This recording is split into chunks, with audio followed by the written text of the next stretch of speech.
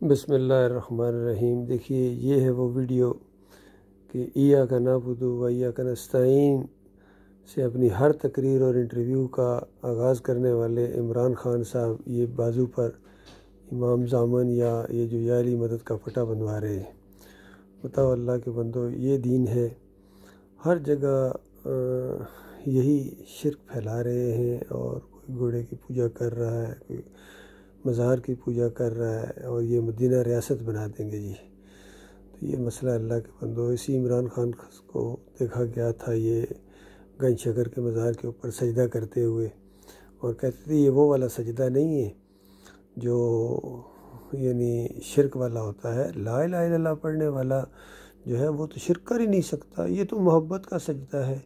اور یہ جو یا علی مدد کا یہ پٹا بندوا رہے ہیں، بتاؤ لا الہ الا اللہ پڑھنے والا یہ پٹا بندوائے گا؟ کون سی اسٹیٹ قائم کریں گے؟ یہی اسٹیٹ قائم کریں گے شرک کی۔ اللہ ان کو سمجھ دے، ان کو دین کی ہوا بھی نہیں لگی ہے۔ پہلے 9 ستارے اٹھے سے کہ ہم نظام مصطفیٰ قائم کریں گے، انہوں نے حلوے بانٹے تھے۔ پھر یہ جماعت اسلامی والے آئے، انہوں نے بر امام جا کے چادر چڑھائی، اور پروفیسر غفور نے نائب امیر کی حیثیت سے، اور یہ سارے قبر پرست ہیں۔ بت پرستی ان کی رگوں کے اندر چلی گئی ہے، یہ قبر پرستی کی شکل میں، مزار پرستی کی شکل میں، پیر پرستی کی شکل میں۔ جمہوریت بذات خود ایک مشرکانہ دین ہے۔ تو اللہ کے بندو، ان سے کسی خیر کی امید نہ رکھنا۔ جتنے یہ عذاب آ رہے ہیں مسلمانوں کے اوپر، خاص کر پاکستان میں، اسی شرک کی وجہ سے آ رہے ہیں۔ انہوں نے اللہ کے دین کے ساتھ وہ کھیل کھیلا ہے، چند دنوں کی خاطر، اقتدار کی خاطر، اسلام آباد کی خاطر یہ اسلام کا نام لیتے ہیں۔ اللہ تعالیٰ ان کو سمجھ دے، اور ان کے فریب سے بچنے کی ان کے ساتھ بال برابر تعاون نہیں کرنا ہے، کیونکہ اللہ تعالیٰ کا حکم ہے قرآن کے اندر کہ نیکی کے کاموں میں تعاون کرو اور برائی کے کاموں میں ہرگز تعاون نہ کرو۔ اور یہ شرک، یہ تو سب سے بڑی برائی ہے، سب سے بڑا دھوکہ ہے، ناقابل معافی جرم ہے۔ اللہ کے علاوہ کسی اور کو پکارنا، کسی اور کو داتا کہنا، دستگیر کہنا، مشکل کشا اور حاجت روا کہنا، تعویذ گنڈا کرنا، اور امام زامن باندھنا، پھر 11ویں 12ویں، پھر واسطے وسیلے، رکوع اور سجدے۔ کون سا شرک ہے جو اس قوم کے اندر نہیں ہے؟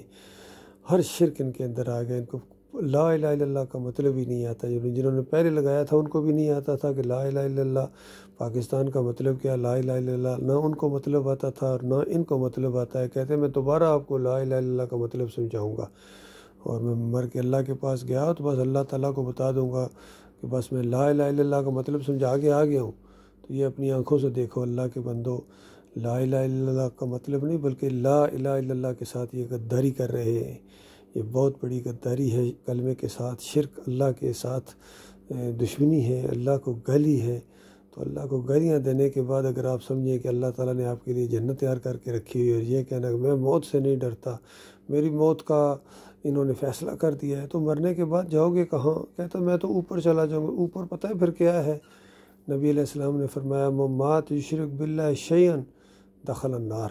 جس نے ذرا بھی شرک کیا اور اس کی موت آ گئی، اس کو ہمیشہ کی آگ میں، یعنی وہ آگ میں گویا داخل ہو گیا۔ اور پھر اللہ تعالیٰ فرماتا ہے انہ من یشرک باللہ فقد حرم اللہ علیہ الجنہ۔ جس کے اوپر یعنی جس نے شرک کیا اس پر اللہ نے جنت کو حرام کر دیا۔ کہیں فرمایا اس کا جنت میں جانا یعنی شرک کرنے والے کا، یا علی مدد کہنے والے کا، یا رسول مدد کہنے والے کا، یا ابراہیم اگسنی کہنے والے کا، واسطے وسیلے والے کا جنت میں جانا اتنا ناممکن ہے جتنا سوئی کے ناکے سے اونٹ گزار دو۔ یہ ساری باتیں موجود ہیں۔ اللہ کے بندوں، کوئی مثبت تبدیلی نہیں آ سکتی ہے، کوئی حقیقی آزادی آپ کو مل ہی نہیں سکتی ہے جب تک ایمان خالص کی دعوت نہ اٹھائیں۔ لا الہ الا اللہ محمد رسول اللہ، بس کہ اللہ کے علاوہ کوئی الہ نہیں ہے، کوئی داتا، کوئی دستگیر، کوئی مشکل کشا، کوئی امام زامن نہیں ہے، کوئی عالی مدد نہیں ہے، کوئی 11ویں اور 12ویں نہیں ہے، تعویذ گنڈا نہیں ہے، جمہوریت نہیں ہے، سوائے اللہ کا نظام ہے ایک توحید کے اوپر جو مبنی ہوگا۔ نبی علیہ السلام نے اسی کی دعوت دی، صحابہ کرام نے اس کو قبول کیا، اور آج جس کے قصے اور کہانیاں سنائی جاتی ہیں اس کی بنیاد یہ ہے 13 سال مکہ کے اندر مار کھانا پڑی، اور پھر ہجرتیں کرنا پڑی، جنگیں لڑنا پڑی، اپنے پیاروں کو خون میں لوٹتے ہوئے دیکھا، لیکن کہیں کسی مرحلے کے اوپر جو ہے وہ دعوت کے اندر یا عقیدے کے اندر کوئی لوچ، کوئی نرمی نہیں دکھائی گئی۔ یہ ہے اللہ کا دین اسلام، باقی سارے باطل ہیں، جتنے فرقے ہیں، مسلک ہیں، بریلویت ہو، دیوبندیت ہو، اہل حدیثیت ہو، سلفیت ہو، یہ سارے صوفیزم یہ کفر و شرک ہے، اسلام میں اس کی کوئی گنجائش نہیں ہے۔